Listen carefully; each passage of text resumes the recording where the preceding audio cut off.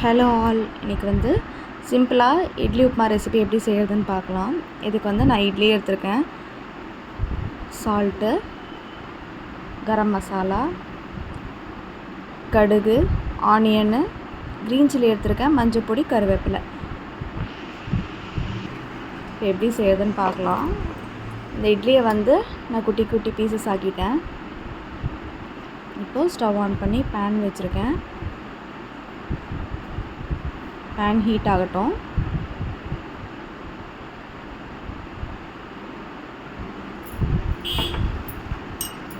Pan heat ஆனதுமே கொஞ்சமாக oil விட்டுக்கிறேன்.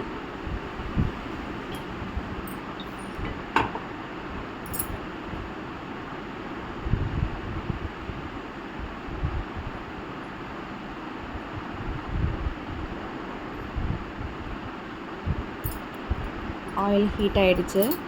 இப்போ கொஞ்சமாக கடுகு போட்டு பொரிச்சுக்கலாம். நல்லா பொரிஞ்சு வரட்டும்.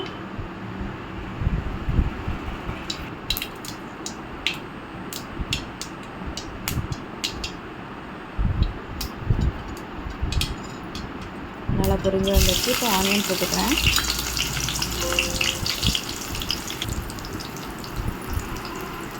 கொஞ்சம் ஃப்ரை ஆகட்டும்.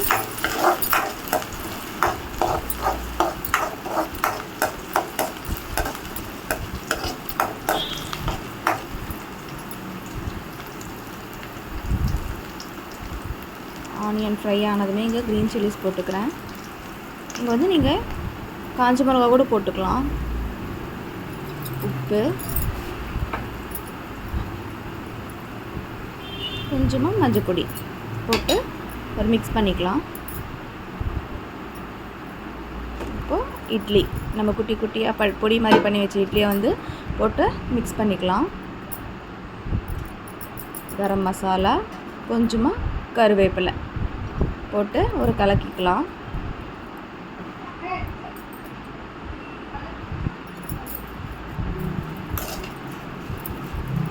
அடி பிடிக்காமல் ஹை ஃப்ளேமில் வந்து நீங்கள் ஃப்ரை பண்ணிக்கணும்.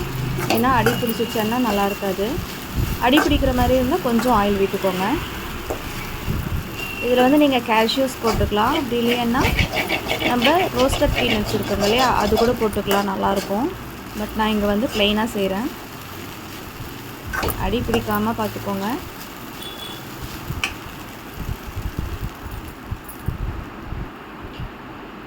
ரொம்ப ஈஸிங்க.